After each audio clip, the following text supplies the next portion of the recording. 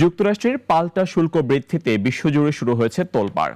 আতঙ্কে ধস নেমেছে যুক্তরাষ্ট্র, ইউরোপ সহ এশিয়ার শেয়ার বাজারে। এদিকে চলমান ভঙ্গুর অর্থনীতিকে আরো পঙ্গু করতে এটি যেন মরার উপর খাড়ার ঘা। তাই বিশ্ব মোড়লে দ্বারস্থ হতে বিশ্ব বাণিজ্য সংস্থাগুলোকে এগিয়ে আসার পরামর্শ বিশেষজ্ঞদের। সানি আহমেদের রিপোর্ট।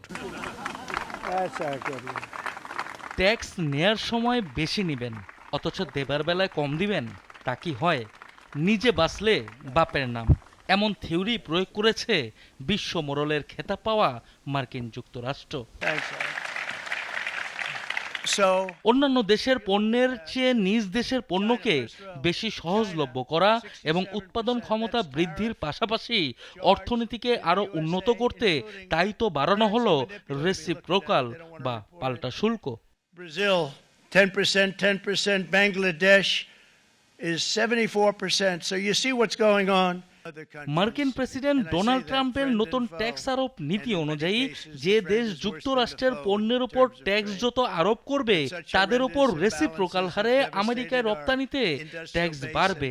সেই ধারাবাহিকতায় আমেরিকার পণ্যের উপর ৭৪% ট্যাক্স আরোপের বিপরীতে বাংলাদেশি পণ্যে অতিরিক্ত ৩৭% পাল্টা শুল্ক বাড়িয়েছে যুক্তরাষ্ট্র। শুধু বাংলাদেশেই নয়, প্রতিদ্বন্দ্বী সবগুলো দেশের জন্য একই হারে ট্যাক্স বৃদ্ধি করা হয়েছে। একে তো দেশের অর্থনীতির ভঙ্গুর অবস্থা, তার উপর যুক্তরাষ্ট্রে পণ্য রপ্তানিতে গুনতে হবে অতিরিক্ত ট্যাক্স।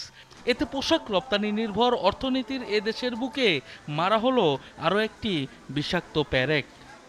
আগের যে রেটটা ছিল এটাকে রিসিপ্রোকাল বলে, রিসিপ্রোকাল ট্যারিফ বলে, যে আগে যেটা ছিল তার অলমোস্ট 50% তারা ডিসকাউন্টেড করেছে। সেখানে আগে থেকে বাংলাদেশে কিন্তু বেশি ছিল, 74%। চায়না বলেন কি পাকিস্তান বলেন এবং ভারত বলেন, তারা কিন্তু আমাদের চেয়ে 29%, 26% এবং 34% তাদের, আমাদের হয়ে গেছে 37%। আগে অন অ্যান এভারেজ ছিল 15%। তাহলে 15 থেকে 37 একটা লাফায় কিন্তু এই জায়গায় চলে গেছে। আগে থেকে যদি আমাদের এই ইয়েটা করতাম, আমরা কৌশলটা নিতাম যে আমরা যে ট্যারিফ রেট আছে ৭৪%, এটা যদি কমায় রাখতাম তাহলে আজকে কিন্তু আমাদের ধাক্কাটা একটু কম হতো।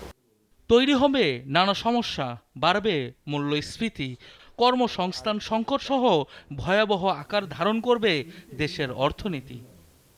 সরাসরি যে প্রভাবটা পড়বে, ফার্স্ট হচ্ছে মূল্যস্ফীতি, আর সেকেন্ড হচ্ছে আমাদের কি বলে এই এক্সপোর্ট আমাদের কমে যাবে। আর যেহেতু ডলারের একটা সমস্যা হবে, ডলারের কারণে আমাদের ইম্পোর্ট যে গুডস আছে, জ্বালানি থেকে শুরু করে খাদ্য, সেগুলোর দাম বেড়ে যাবে। মূল্যস্ফীতি কমানোর আর কোনো ধরনের ওয়ে থাকবে না, জিনিসপত্রের দাম বেড়ে যাবে। তো এই বিষয়গুলো কিন্তু আমাদেরকে ভাবিয়ে তুলছে এবং আমাদেরকে আতঙ্কগ্রস্ত করছে এই অনিশ্চিত। এবং যে চলমান যে জিনিসটা আছে, মূল্যস্ফীতির পাশাপাশি আছে বিনিয়োগে একটা বড় ধরনের ভাটা পড়েছে এবং কর্মসংস্থান।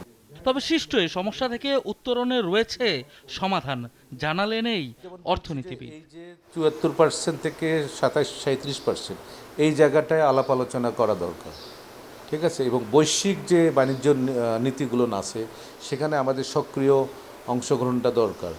পাশাপাশি অন্যান্য দ্রব্যের ক্ষেত্রে এক্সপোর্ট বাড়ানো যায় কিনা মার্কেট খোঁজা, এবং অংশীজনদের সঙ্গে দ্রুত বসে ওয়ে আউট বের করা। অংশীজন বলতে যারা শিল্পের মালিক আছে, যারা এক্সপোর্ট করে, যে তাদের কাছ থেকে পরামর্শ নিয়ে আমাদের কিন্তু এই কর্মপন্থাটা ইমিডিয়েটলি করতে হবে, আদারওয়াইজ কিন্তু we are be very trouble. এদিকে শুল্ক বৃদ্ধির নেতিবাচক প্রভাব পড়েছে বিশ্ব শেয়ার বাজারে। খোদ যুক্তরাষ্ট্রের পুঁজিবাজারে পতনের পাশাপাশি ধস নেমেছে ইউরোপ ও এশিয়ার শেয়ার বাজারে। তাই বিশ্ব অর্থনীতির পাশাপাশি দেশীয় অর্থনীতিকে বাঁচাতে আমেরিকার দয়ার দৃষ্টি কামনায় বিশ্ব মোড়লের দরজায় কড়া নাড়তে হবে, এমনটাই মনে করছেন বিশেষজ্ঞরা। সানি আহমেদ, নাগরিক, ঢাকা। ওয়ালটন আবারও মিলিনিয়ার অফারে ওয়ালটন ফ্রিজ কিনে আপনিও হয়ে যেতে পারেন মিলিয়নিয়ার।